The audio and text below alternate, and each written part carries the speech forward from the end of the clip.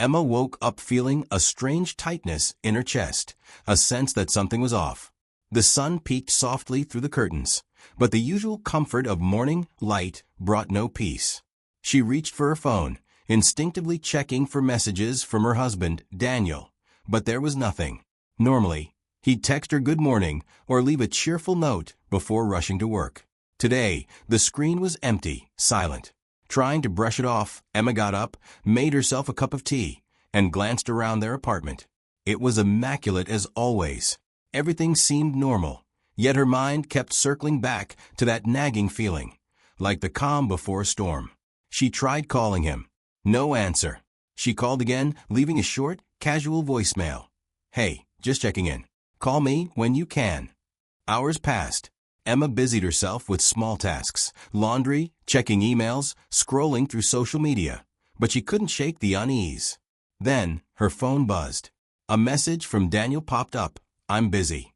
Something about the text felt different. The word busy seemed clipped, almost cold. Normally, he would explain, maybe add a sweet emoji or a reassuring note. This was stark, detached. Her heart sank. Emma's fingers trembled slightly as she scrolled through her notifications.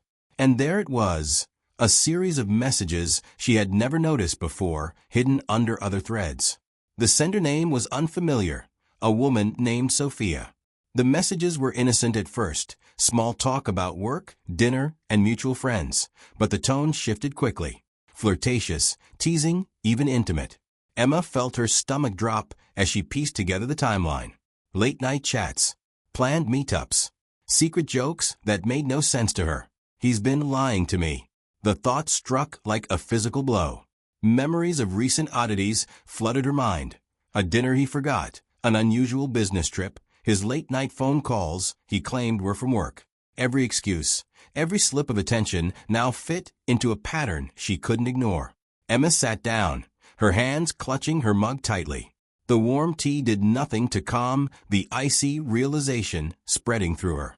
She felt a surge of anger, hurt, disbelief, and a determination she hadn't felt before. She knew she had to find out the full truth. Over the next few days, Emma observed Daniel more closely. At first, she tried to dismiss her suspicions as paranoia. Maybe the messages meant nothing. Maybe he was just stressed. But her instincts screamed otherwise. She began noticing subtle things she had overlooked before. The way he hurriedly minimized his phone when she walked into the room, the sudden defensive tone when she casually asked about his day, the faint scent of perfume that wasn't hers. Emma started a careful investigation, documenting every detail. She checked the times Daniel left the house, the places he claimed to go, and his increasingly erratic schedule. Slowly, a horrifying pattern emerged. She also discovered more messages hidden in obscure chat threads. Sophia wasn't just someone he chatted with once. She was a constant presence, a shadow in their marriage. Plans, jokes, and flirtations laid bare the betrayal Emma had long feared but never imagined. One evening, Daniel came home later than usual. His hand smelled faintly of something floral. Sophia, she realized. His eyes avoided hers, lingering instead on the television as he muttered an excuse about work. Emma stayed quiet, letting the tension build. Inside, she felt a storm raging. She loved Daniel, or at least she thought she did. But love wasn't supposed to feel like this, like walking on shattered glass, unsure if each step would cut her deeper. Emma made a decision. She wouldn't confront him blindly. She would gather undeniable proof. Screenshots, timestamps, hidden cameras if necessary. Every deceit had to be documented. Every lie cataloged. Her careful planning became an obsession. She checked his emails, his social media, and even retraced places he claimed to have visited. Each discovery confirmed what she dreaded. Daniel had been living a double life, and the woman he saw behind her back was no accident. Her nights became sleepless, her days tense. Yet, through the fear and anger, a spark of empowerment grew. She wouldn't let him destroy her peace of mind or her dignity without a fight. The next step required daring. Emma began following Daniel discreetly, noting the times he disappeared, the cars he drove, the locations he frequented. Her heart pounded with every step, fear mixing with a strange exhilaration. It wasn't long before she caught him meeting Sophia in a cafe downtown. They laughed, touched, and whispered, completely unaware of Emma observing from across the street. The scene felt surreal. Like a cruel movie, she had no role in except as the betrayed audience. Back at home, Emma confronted herself with the evidence she had collected. Screenshots of their messages, video clips of secret meetings, receipts from restaurants she had never visited with him. Every lie, meticulously documented, formed an unassailable truth. Daniel had chosen another woman, and he had done so while keeping her in the dark.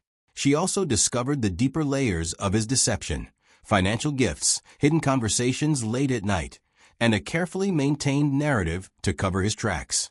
The realization cut deeper than anger. This wasn't just a momentary lapse. It was a carefully orchestrated betrayal. Emma felt a strange clarity amidst the storm of emotions. The heartbreak remained, but it was tempered by strategy.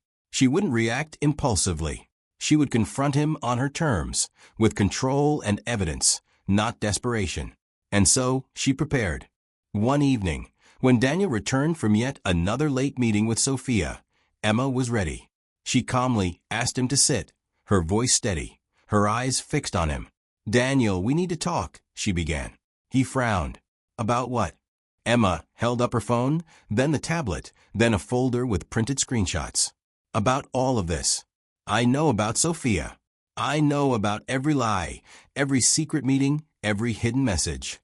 The color drained from his face. Panic replaced the casual demeanor he usually wore. "Emma, She held up a hand, stopping him mid-sentence. "Don't. Just don't.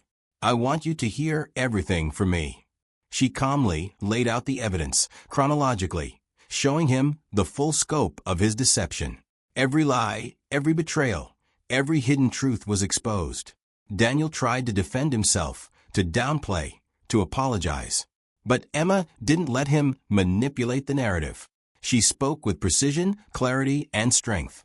By the end of the confrontation, Daniel was silent. Emma felt a wave of relief, not joy, but the calm certainty of having reclaimed her power.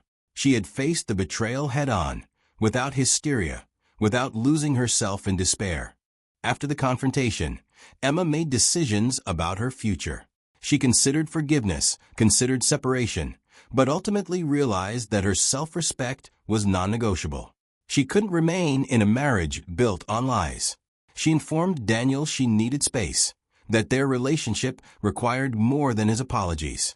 Emma focused on herself, her career, her friends, her mental health. She enrolled in a photography course she had long dreamed of, reconnected with old friends, and allowed herself to dream again. Slowly, the anger faded, replaced by a quiet strength. She discovered that heartbreak, while painful, could catalyze growth and self-awareness. She didn't need Daniel to validate her worth. She already had, through every step of this ordeal. Months later, Emma stood in a sunlit park, camera in hand, photographing the city skyline. A passerby complimented her work, and she smiled genuinely, free from the weight of secrets and betrayal. She had survived, she had uncovered the truth, and she had reclaimed her life. Daniel's betrayal would remain a memory, a lesson etched deep within her, but it no longer defined her. Emma had faced deception, heartbreak, and betrayal, and emerged stronger, wiser, and undeniably in control of her destiny.